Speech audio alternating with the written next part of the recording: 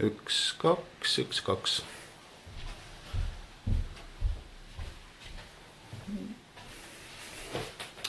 Tere, ma olen Kivisildnik ja ma jätkan oma videoraamatute projekti siin Pärnu Luuleraadios Loovlinnakus. Esimene katse, välja arvatud mõned tehnilised iseärasused, õnnestus hästi. Raamatut enne sõda ja kõike seda nüüd vähem kui kuu ajaga või enam-vähem kuu ajaga vaadanud veidi vähem kui 900 inimest. Ja sellest julgustatuna palaval suve ajal, õnneks täna sajab küll vihma, võtsin ma ette valuraamatusarja teise köite. See on Soari evangeelium, mis on kirjutatud 12. aastal 2012. Kirjastus on Jumalikud ilmutused. Rahastaja kohta andmed on olemas, selle raamatut toetas Kultuurkapital.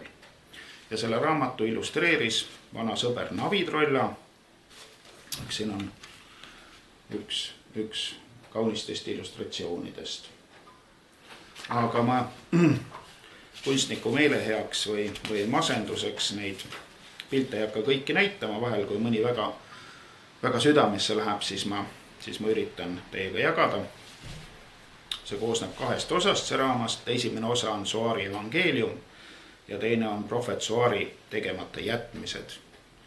Ma loen selle raamatu ette, siis pärast väikese järelsõna korras võin veidi selgitada siis kirjutamise asjaolusid ja muud seonduvat. Esimene. Prohvet Soari käsusõna. Sina pead valima, kas oled Jumala koer või siis pangaori. Nüüd eraldame sikud lammastest. Need, kes on pangaorjad, paljastavad oma genitaalid ja liputavad neid inimõiguste, külluse ja täiusliku õnne nimel. Väike vahemärkus, et see raamat on nagu 2 tekstiplaaniga ja osa siis tekstist on prohvet Soari tsitaadid, tema kirjakohad ja neid lugedes ma siis annan käega märku, et see on tsitaat. Genitaalid, lubage juhtida tähelepanu, asuvad siin. Nüüd, kus sikud on lammastest ühemõtteliselt eraldatud, haaravad Jumala koerad kaikad ja kivid ning tapavad pangaorjad ära. Nii sünnib prohvet Soari tahtmine. Teine. Prohvet Soari imperatiiv. Kus on sinu pommivöö? Kus on sinu moonipõld? Kõik, mis ma näen, on väikese varga ökotõld. Egas inimlaps ela üksipäini 2 tornist. Kas olete üldse kuulnud prohvet Reidik Soarist, sest saarlasest Mornist? Kas olete üldse kuulnud Soari raamatust, Värdjas, kus on kõik tarkused kirjas? Kuulake, sest nüüd ma loen. Minu püksid näiteks võis karistust kartmata irvitades ja väevõimuga täis pissida ja siis mind kättpidi ema juurde tirida ja kaevata, et ma püksid märjaks olen teinud. Idiaamen. Kus on minu pommivöö? Kus on minu moonipõld? Kõik, mis põleb, on ainult väikese varga ökotõld. Egas inimlaps ei ela üksipäinis 2 tornist, küllap võib olla ega jah vist. Nii sündis prohvet Soari tahtmine. 3. Prohvet Soari tähendamistegusõna. Soar räägib meile tõesti sündinud loo. See võigas ülestähendus jutustab kellestki Võrumaa vanaisast, kes hüppas aknast alla, sest arvas, et tema poeg ja minija oli võtnud lapselaps Meelis Albert Husseini kasvatamiseks pangast tarbimislaenu kinnisvara tagatisel. Nii see pidigi juhtuma, Jumala koer ei saa elada lämmatavas roojuses. Jumala koer ei tohi soojendada rinnal mitte midagi muud peale märjaks saanud püssirohu. Nii sünnib prohvetsuaari tahtmine. 4. Tähendamisasesõna protoprohvetist. Enne reediksuaari tuli protoprohvet, kes rullis tema asfalti. Protoprohvet kuulutas suaari tulemist ette ja tõestas oma õpetust veenvalt loomkatsetega. Protoprohvet andis laenu seakarjale ja seakari hüppas seejärel kõrgelt kaldalt alla merre kõik surnuks. Kui teie tahate anda laenu seakarjale, et nad hüppaksid kõrgelt kaldalt alla kõik viimseni surnuks, siis peate enne valeraha tegijad pangast välja peksma, nii nagu tegi protoprohvet. Anna seale laenu ja siga kukub surnuks. Anna Paabeli tornile laenu ja Paabeli torn kukub kokku. Nii sünnib prohvetsuaari tahtmine. Siit siis seesama ilus Navitrolla illustratsioon. 5. Tähendamissõna pimedast luuletajast. Pärast prohvetsuaari ei tulnud tükk aega midagi peale halbade laenude. Jumala koerad ulusid meeleheites solgiämbri poole, lootes, et kõik asetub oma õigele kohale. Aga mitte midagi ei asetunud oma õigele kohale peale ühe pimeda luuletaja. See pime luuletaja hüppas aknast alla ja suri bioloogilisse surma. Kui see usuasi oli juhtunud, võtsid Jumala koerad ennast kokku ja kuuldes, et lasteaed on ehitatud laenurahaga, lõikasid nad oma lastel kõrvad ära ning nad panid need kõrvad kõige suuremasse turvaümbrikusse ja saatsid selle suuret ümbriku Vatikani panka. Saatja aadressiks märkisid nad pime luuletaja Mustamägi 6. korrus, sest pime luuletaja oli pinnanud prohveti asfalti. Nii nagu alati sündis ka seekord suure suaari tahtmine. 6. Tähendamisomadussõna prohveti asfaldist.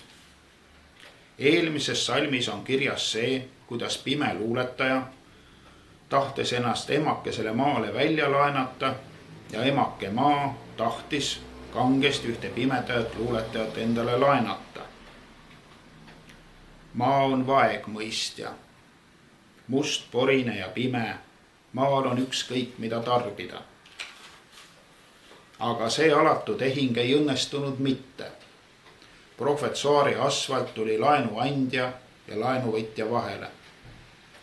Ja kui pime luuletaja laiali pritsis prohveti asfaldile, tekkis suur verine kiri. Kirjas oli selline mõte.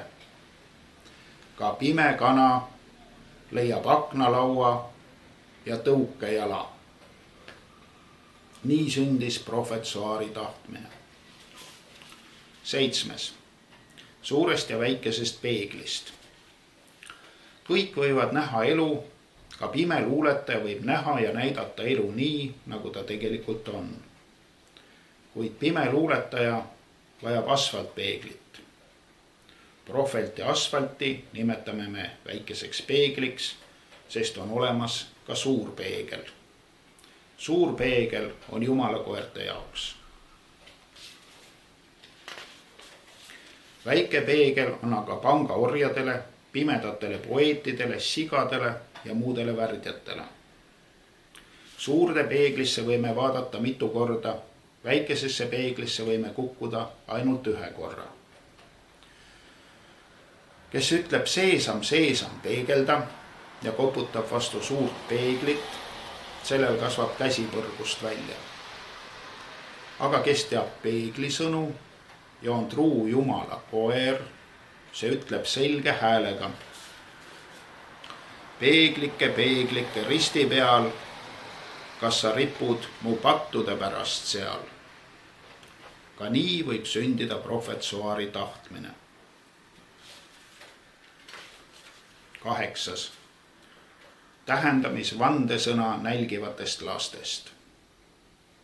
kõik, kes me oleme vaadanud suurde peeglisse, kõik me oleme näinud elu nii, nagu see on. ja keset elu oleme me näinud miljoneid nälgivaid lapsi, kellest meil vahel isegi kahju on hakanud. kui prohvet Soar oli laps, siis vaatas temagi suurde peeglisse ja nägi keset elu oma naba. nägi nälga ja kirjutas Värdja raamatusse. ma hakkasin arvama, et mulle sarved pähe kasvavad või pikad jänesekõrvad, igatahes mingi inetu väline tunnus, millest tunnevad kõik, ka need, kes seda enne pole kuulnud, et ma Värdjas olen. Idiaamen. seda lugedes küsis armastatud jünger oma õpetajalt, ütle, mida me peame tegema nälgivate lastega. prohvet Soar vastas, nälgivatele lastele tuleb riigi rahaga panna kunsttissid ja neile tuleb panna ka kunstperse. antagu näljasele õng, sest mina tahan nad teha inimeste püüdjateks. keegi ei saa olla kannibal Jumala rahus, kui ta kedagi kätte ei saa. tai poh, kui ei sünni mu tahtmine. 9. prohvet Soar humanismist. mitut sorti humaniste on ahelates minu jalge ette heidetud, et ma nende üle õiglast kohut mõistaksin. kas sa armastad inimesi, olen ma alati humanistide käest küsinud. mõni ütleb jah, mõni ütleb väga armastan, mõnda on aga piinatud nii, et ainult mõmiseb jaatavalt. siis küsin ma humanistidelt, kas siin on mõni inimene, keda nad teistest rohkem armastavad. mõni ütleb see siin, mõni ütleb, et armastab kõiki ja ühepalju ja üleüldse. mõnda aga on nii piinatud, et nad korisevad ja jäävad siis vait. selge, ütlen, aga üks küsimus on veel jäänud. kas te armastate seda ja seda või siis neid kõiki riisiga, makaronidega või friikartulitega? mõnel on vaja sõnaraamatut, et mõista, mis on makaronid või friikartulid. mõnele teisele on vaja jalaga molli anda. aga kõik nad söövad varem või hiljem, peavad sööma, sest Värdja raamatus on kirjas, et nii armastus kui paeluiss käivad kõhu kaudu. ja et sünniks prohvet Soari tahtmine, valmistavad nad ise kõik endale okastraadist paelussi. siin on selle okastraadist paelussi pilt, on väga ilus. Navitroll on ikka tõesti suur kunstnik. aga jätkame tekstiga. 10. rohelistest konnadest.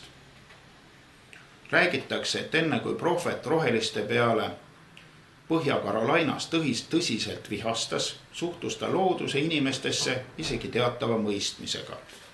Nad pidid kandma rohelist turbanit. Neid detsimeeriti ainult üks kord aastas ja nad olevat olnud vabastatud munandi doonorlusest. aga teades, mis nendega edasi juhtus, ei saa see küll õige jutt olla. hiljem Soar muidugi lasi neil pead maha võtta, ära keeta, sodist puhtaks teha, läikima hõõruda ja oma telki tuua.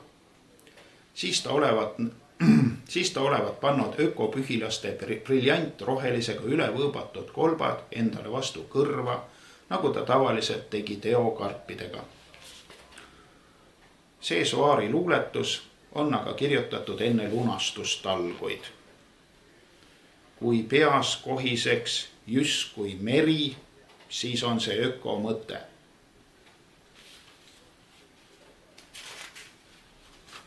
Üheteistkümnes. suurest ja väikesest Peetrist. Pole kahtlust, et suur ja väike Peeter on ajaloolised isikud. väike Peeter oli prohvetsuaari esimese laine armastatud jünger, kelle mälestuseks on meil praegugi sünnist püsti tõusta ning paljastada pea. Suur Peeter oli aga kurjuse jõudude, Rothschildide ja Rockefellerite eriti jõhker käsilane. Luuletus suurest Peetrist. Suur Peeter sõi mu võileiva ära. Siis hammustas suur Peeter mind käest. Seejärel näris suur Peeter mu kõri läbi ning kiskus südame rinnust ja sõi ära. Siis sõi ta ära mu maksa, neerud ja aju, kõik toorelt. Lõpuks rebis suur Peeter mul jalad küljest ja taob nüüd nendega palli. Nagu te isegi aru saate, olen ma suure Peetri toit, aga tema mängib minuga ja see ei ole ilus. 12. Prohvetsuaari karismast. Prohvet oli ülimalt karismaatiline isik. Teda täitev püha vaim lummas kõiki olendeid 6 kilomeetri raadiuses ning neid, kes temaga soovisid vahekorda astuda, oli arvutu hulk. See on üks põhjusi, miks ta oli kindlasti veendunud, et nii planeedi elanikkonda kui kontinentide arvu tuleb drastiliselt vähendada. Kord, kui kiimaliste olendite hord üle mineeritud Leedu soode tema välilaagri poole tormas, kirjutas ta järgmise Chisei. Tühi pilk ei ole kutse seksile. Prohvetsuaar luges luuletuse läbi valju hääldi lummatud olenditele ette. Ja alles seejärel andis käsu avada miinipilduja tuli. Ja nüüd algab raamatu teine osa, prohvetsuaari tegemata jätmised. Prohvetsuaari sõjakunstist. Pärast pikki ja veriseid lahinguid oli prohvet oma vägede eesotsas jõudnud Hiina piirile. Ta oli just lõpetanud Mongoolia tee elektrifitseerimise ja pühendus kirjatööle. Kui tema juurde tuli hiinlaste saadik ja palus abi demokraatide rüüsteretke vastu. Juba oli 400 miljonit hiinlast vägistatud, paljaks röövitud ja tapetud. Neist 20 miljonit imikut ja vastsündinut. Prohvetsuaar võttis saadiku vastu ja pakkus talle teed. Appi tulla ma ei saa, ütles ta, mul on kirjand pooleli. Selle, mis valmis on, loen sulle ette, siis mõistad isegi, ja Soar luges. Täna kirjutame kirjandi teemal sotsiaalmeedia mõjust inimsuhetele. Mis inimesed need on, mis meedia see on, mis suhted need on. Idi aamen. Hiina saadik mõistis, ta röövis ennast ise paljaks, vägistas ära ja tappis maha. Teine. Prohvetsuaari kaastundest. Prohvetil oli ükskord Hiina saadikust väga kahju. Paraku oli tal kiire ja saadiku laip jäi matmata. Oma otsatust kurbust juhtunu pärast väljendas Soar järgmises eleegias. Nimetu Hiina naine kannatas tööl. Tööl oli nutmine keelatud, ent kogu vaba aja ta halas, inises, vesistas ja tatistas. Kaastundest togisid teised Hiina naised teda jalaga. Nii 40 pikka öökima ajavat aastat. Vana ja väärikas Hiina kultuur oli väljakannatamatu. Siis sündis veel mingi laps. Muserdatud Hiina naise ainus laps oli väike, kollane, karvane ja nõme. Pärast emaks saamist pühkis kurnatud Hiina naine ühe käega pisaraid ja teisega näitas lapsele jõuetult rääsa.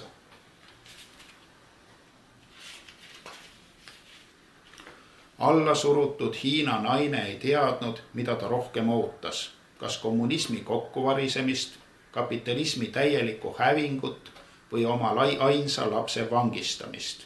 Ent Hiina kultuur, kommunism ja globalism roiskusid endises tempos, lehk lämmatas, aga selle jama lõppu ei olnud näha. Igal aastal oli Hiina naisel üks vaba päev. Siis kiskus ta lapse seljast puugid ära ja nad läksid koos taevase rahuväljakule ning ootasid seal, kuni pimedaks läks, aga tanki ei tulnud kunagi.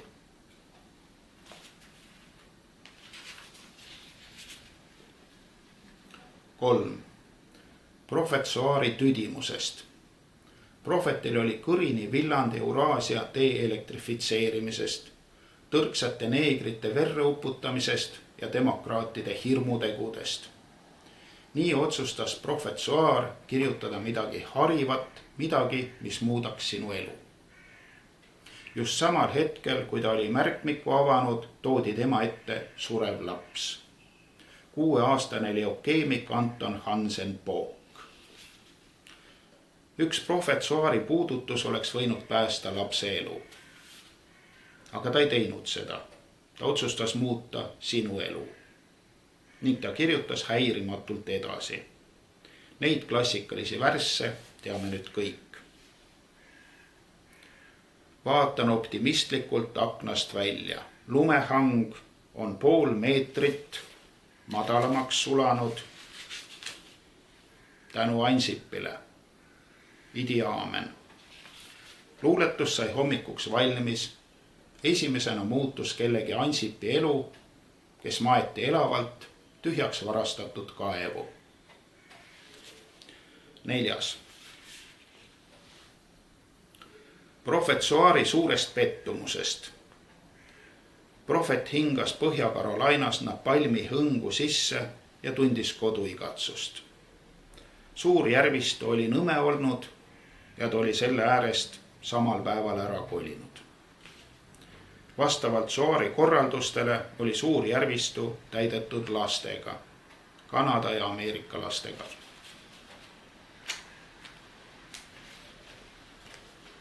Laste järel oli järve aetud naised, samuti kõik mehed ja raugad, aga järv ei saanud ikkagi täis. Ma tahan koju, ütles prohvet selle peale, kui jüngrid kurtsid, et järve on aetud kogu Mehhiko biomass, aga tulemuseta. Siis pumbati suurde järvistusse kogu jänkide maa-alune naftavaru, valati napalmiga üle ja pandi põlema. Demokraatias pettunud Soar kirjutas kurva luuletuse. Oh jah, Jaapan on kaugel. Eesti võiks ka natuke kaugemal olla. Idi aamen. Pärast äpordust suure järvistuga hakkas prohvet Soar talle omase järjekindlusega rohelise mõtteviisi kandjaid taga kiusama. 5. Prohvet Soari õiglustundest. Eurooplased ägasid pangaikke all. Eks ta ole. Välikomandörid ja jüngrid tulid murelikult Soari juurde, kes parasviisi Kolumbia renegaate üle kuulas. Õpetaja, ütlesid nad, Hiina on vaba, Aafrika on vaba, nüüd on ka Ameerika vaba. Kas me ei peaks eurooplastel appi minema? Nad kannatavad. Eurooplased on värdjad, ütles prohvet. Eurooplased on seakari, see on neile paras. Aeg ei ole veel küps, lisas Soar röstris sütt kohendades. Välikomandörid ja jüngrid seadsid ennast minekule. Dresdeni võiksite siiski maha põletada, hüüdis Soar neile järele. On selline vana Euroopa komme. Aga ise kirjutas salaja luuletuse, mida ta kellelegi ei näidanud ja mis hiljem naelutati. Ise aga kirjutas salaja luuletuse, mida ta kellelegi ei näidanud. Hiljem naelutati see geniaalne käsikiri 6 tolliste naeltega Rockefellerite jõugu ninamehe rinnale. Leitnandid ja muud väiksemad Rockefellerid pidid põlvili langema ja neid värsse lauldes ette kandma just täpselt selles taktis, nagu pealik nende eest tõmbles. Kes eksis või enam ei jõudnud, selle laul oli lauldud. Nüüd on see teos lasteaedade ja sünnitusmajade repertuaaris, et õilistada eluküünla süütamist. 4 võimalikku lahendust Euroopa võlakriisile.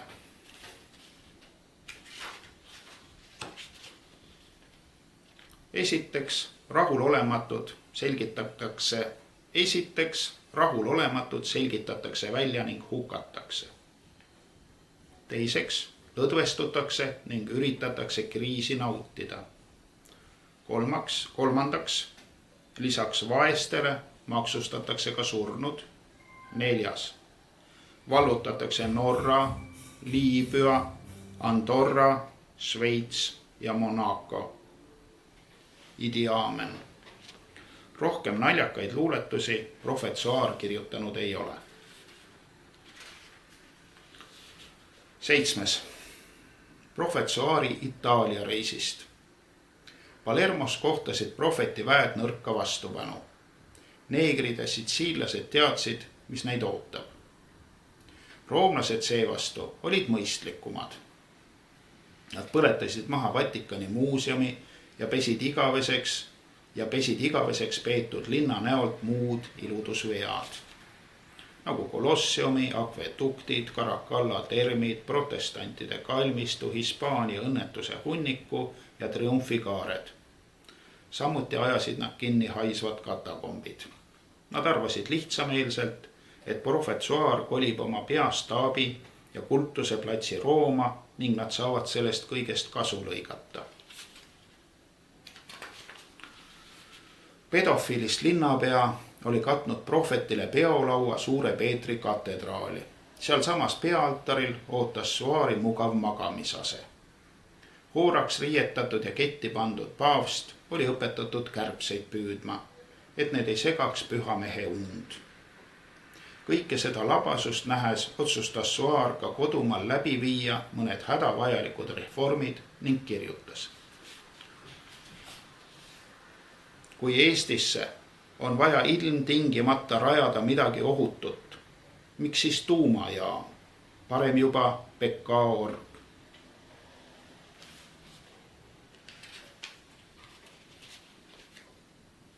Prohvet Soari eraelust. Prohvet oli eraelus kohe eriti vähenõudlik inimene. Kord küsis ta oma raamatupidajalt, mitu kontinenti meil bilansis on. 4,5 umbes, vastas raamatupidaja. Austraaliast ei ole enam suurt midagi järel. Kas kannan maha? Kanna maha, vastas prohvet Soar mõtlikult. Kuule, kanna ka Aafrika ja Ameerika maha. Veel parem, mõlemad Ameerikad. Kanna mõlemad maha, mul ei lähe neid enam vaja. Kogu planeedil oli järgi üks telekas, mis näitas 1 kord aastas ühte saadet. See saade oli Osama bin Ladeni tabamisest ja mõrvamisest. Prohvet vaatas seda saadet pea igal aastal. Aga ükskord kirjutas ta helesinise ekraani ees järgmise luuletuse. Nägin telekast Osamat. Oli väga profilt demoniseeritud. Teda kujutati raamaturiiuli taustal. Idi aamen. Prohvet oli lihtne inimene ja kirjutas samuti lihtsatest inimestest. 9. Maailma loomisest. Prohvet Soar õpetas, et maailma lõid grupp pahatahtlikke vandenõulasi, tõenäoliselt illuminaate või muid vabamüürlasi. Ebakvaliteetse maailma eest vastutavad loojad oma peaga. Pea maha neil, munad maha neil. Oli loosung, mille all võitlesid, surid ja maksid kätte miljardid õigeusklikud, tõelised jumala buldogid, murdjad verekoerad. Prohvet aga armastas nii lapsi kui loomi ning kirjutas neist tundeküllaseid värsse. Ja lõukoer sööb õlgi nagu veis. Ja ta vihkab õlgi, ta vihkab veiseid, ta vihkab möögimist, ta vihkab seda kõike. Vihkab rahulikult seaduse raames. 10. Sellest, mis juhtus matustel. Täpsemalt välikomandör Sitanakise hilisema Kakanakis pühamatustel. Lahingud Tokyo tänavatel kestsid nädalaid hetkekski vaibumata. Matuseid oli võimalik korraldada ainult kord või paar kuus. Juudijänkidelt sõjasaagiks saadud tuumaarsenal oli väga halvas olukorras ning mitmed suuremad Jaapani linnad tuli seetõttu lunastada sõna otseses mõttes käsitsi. Raskeid kaotusi kandis isegi Soari kaartivägi ning see tegi prohveti hingele haiget. Võitluskaaslasi keisripalee põrandasse mattes tabas prohvetit võimas inspiratsioonihoog ning ta kirjutas maitsekalt Obama nahka köidetud märkmikusse järgmised surematud read. Linnul ja linnul on ikka vahe. Tihasele muudkui riputa pekki oksa külge, aga raudkull käib ise tööl. Seda märkas armastatud jünger ja palus prohvetil luuletus leinavatele veteranidele ette lugeda. Soar luges ja matuselised said valgustuse. Hõisates kaevasid nad langenud kangelased värsketest haudadest välja ning riputasid värisevi käsi keisripalee fassaadile. Sellest peale tähistatakse 5. septembrit kui rahvusvahelist haki ja kajaka päeva. Siin on selline pilt, see on ilmselt hakk. 11. Prohvet Soari spordifilosoofiast. Prohvet hindas kopulatsiooni kõrgelt. Nagu me teame, nägi üks esimesi revolutsioonilisi dogmasid ette spordi ja sportlaste täieliku likvideerimise. Loomulikult viisid laiad massid selle dogma ellu kirjeldamatu entusiasmiga. Sest sport oli tühine ja kasutu, ometi olümpiamängud jäid. Ja me tunneme nendest tänagi suurt rõõmu, sest arvukad meeskondlikud ja individuaalsed kopulatsioonialad õpetavad meid hindama elu ja selle allikaid. Kopulatsiooni tšempionide nimed antakse tänavatele, vangilaagritele ja suurematele ühishaudadele. Olümpial võivad oma meeskonna välja panna isegi maha kantud kontinentide alaväärtuslikud ja kõigi poolt põlatud pagulased. Järgneva filosoofilise teksti kirjutas prohvet esimesel olümpial, kus ta osales ühel individuaalsel ja 2 meeskondlikul alal, tulles kõigis sooritustes tagasihoidlikult teisele kohale. Jalutan põldude vahel ja olen segaduses.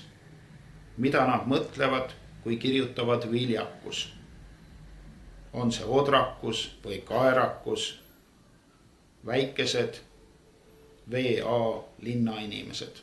Siin ma olen ette lugemisega vahele põike korras raskustes, sest seda VA-d võib lugeda kui väga austatud linnainimesed või ka vaalinnainimesed. See on see kirjakunsti traagika. 12. Prohvet Soari vaimsest pärandist. On säilinud veel 3 luuletust, mille saamislugu on kas unustatud või mille kohta on säilinud mitmeid üksteisele vastukäivaid või koguni ebaloogilisi ja ebausklikke seletusi. Igal juhul on need ilusad luuletused, täis sügavat usutõde ja vaimukirkust ning me võime neid tarvitada matustel, Nendega on sünnis õnnistada tervislikku ja maitsvat toitu. Aga kõige kohasemad on nad selge ja kõlava häälega ette kanda meie igaõhtuse hea meel, et hing sees palve lõpus erilise tänulikkuse märgiks. A. Pärast seda hirmsat kristlikku veretööd peaks armas Jeesus tagasi astuma. B. Nõrganärviliste koht ei ole sellel planeedil. C. Konutab inimene merekaldal. Sel inimesel on vähk ja ta veel hoopleb sellega. Nii, sellega on raamat läbi. See on kirjutatud Sanga talus 5. septembril 2011. Ja viimase illustratsiooni alt võib lugeda, et Navitrolla on oma töö lõpetanud vähem kui 6 aega hiljem. Nüüd algab siis midagi järelsõna taolist. Järelsõna on siis selline, et ma olen nüüd lugenud ette valuraamatu teise köite. Esimene köide on Liivlased ja saurused, mis siis räägib Vana-Pärnu kalmistust ja sellest, kuidas üks väike orjarahvas välja sureb. Aga ja siis võib-olla, kes on juba kuulnud, siis Enne sõda ja kõike seda, esimene videoraamat selles sarjas, esimene katse on siis nagu selle valuraamatu sarja, kuidas öelda, selline vaheraamat, ilma järjekorranumbrita vaheraamat, mis on siis kirjutatud kuskil seal, ütleme enne teist köidet, siis esimese ja teise köite vahel. Järgmisena on mul kavas lugeda ette Liivlased ja saurused, mis on samuti illustreeritud. Seal on Andres Adamsoni fotod Vana-Pärnu kalmistust, mis on siis selle raamatu tegevuskoht või siis setting, kus luulekogu tegevus toimub. On küllaltki geograafiliselt ja detailselt nagu täpne. Aga miks ma loen neid raamatuid sellises järjekorras, et kõigepealt siis nagu see ilma numbrita teine köide, siis numbriga teine köide ja siis esimene köide on sellepärast, et mulle tundub, et nii on õige. Et mulle endale tuli see esimene köide kõige raskemalt ja sellepärast ma ei tahtnud teda nagu esimesena kätte võtta. Ma ei ole kindel, kas ma selle Soori evangeeliumi kirjutasin 1 päevaga või mitte. Tõenäoliselt ma kirjutasin ta lühikese ajaga. Enne sõda ja kõike seda kirjutasin ma ka lühikese ajaga. Aga Liivlasi ja saurusi kirjutasin ma aastaid. Vähemalt 2 aastat. Ma tegin märkmeid, ma käisin seal surnuaias, Andres tegi juba pildid ära, küsib, kuidas raamatuga on. Alguses pidi selle raamatu pealkiri olema Raagus, sest puud olid Raagus parasjagu, kui see projekt algas. Ja kuidagi, see väljasuremine on ühe väikse orjarahva väljasuremine on ju kaunis piinlik teema ja ma tahtsin seda ikka käsitleda nii, et luu paistab, et see oleks põhiraamat väljasuremisest ja selle kõrvale sajandeid enam keegi midagi sinna lähedalegi ei suudaks kirjutada. Ja eks ta on, et kui sa oled ühe hea raamatu kirjutanud, siis nagu eks ikka kirjutada oma inimvõimete piirile seda järgmist raamatut, mis pärast siis tuleb, on raske teha, sest see ju, sa oled ju teinud oma kõige parema raamatu, kuidas sa siis nüüd teed veel paremat. Siiamaani oled teinud, aga see järgmine veel paremat, see tuleb kuidagi raskelt. Ja siis ma sellepärast ei tahtnudki seda Raagus pealkiri mulle ka ikkagi lõpuks nagu häiris mind aktiivselt ja siis ma hakkasin uut pealkirja tegema, käisin mööda surnuaeda ja nii edasi ja ei saanud raamatuga edasi.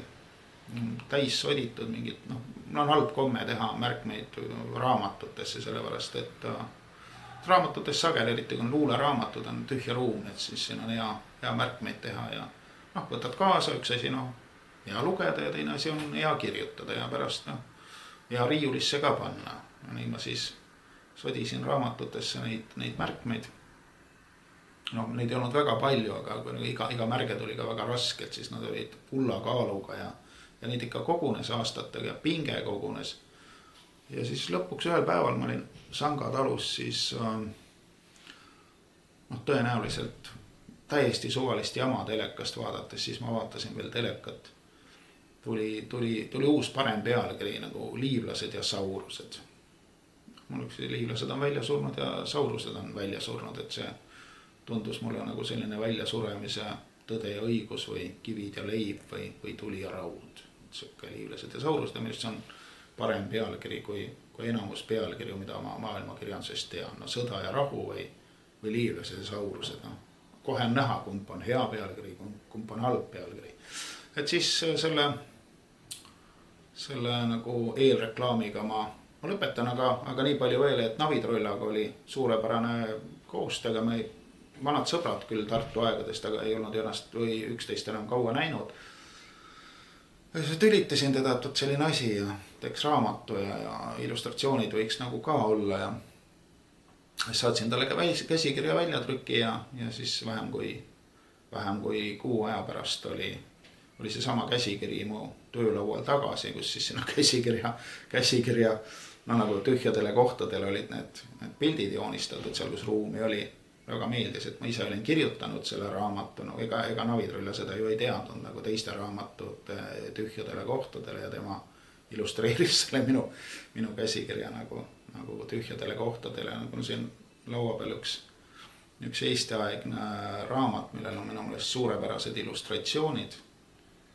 Peaks järgi vaatama, kas see autor on juba nii kaua surnud, et need illustratsioonid on nagu copyrighti vabad, et ma võin nad endale võtta ja siis ma pean praegu plaani, kuidas nende illustratsioonidele raamat kirjutada. See on väga hea raamat, mis praegu või mille järgi need illustratsioonid on nagu tehtud või mille illustreerimiseks. Mina kavatsen siis nüüd võtta need illustratsioonid ja kirjutada nende järgi siis õppis ühe teistsuguse ja mitte halvema raamatu. Siis praegu tegelen sellega, et olen ostnud mitu koopiat seda raamatut ja siis vaatan, kus need pildid on paremini säilinud. Seal ühel raamatul on üks viga, teisel on teine viga ja sellest vist tundub raamat, mida mul jälle saab olema vähemalt mingi 3-4 tükki, et saaks siis kuidagi kokku sellise enam-vähem täiusliku raamatu, nagu autofriigid panevad pulkadest kokku nagu mingisuguse haruldase auto, mida enam kätte ei saa. Mul on raamatutega sama üks Tuglase novell Maailma lõpus on see, mida ma ka sageli ostan räbalatena ja siis jälle ühest see on ühe asja ja teisest see on teise jupi ja panen kokku. Et tegemist on ja ilmselt sügise poole siis saab, et näeb, kuidas heli välja tuleb selle lugemisega ja nii ja kui palju segavad siis need hääled, mis kostavad tänavalt ja vihm ja siis mis siin Loovlinnaku nagu koridorides ja lounge'is toimub, et seda kõike vahel kostab. Georg millegipärast pani muusika kinni, nagu oleks aimanud, et ma hiljaõhtul veel tööd teen, et selles mõttes tuleb nagu inimeste vaistu hinnata, et on andekas inimene. Aga head kuulamist. Kohtume jälle.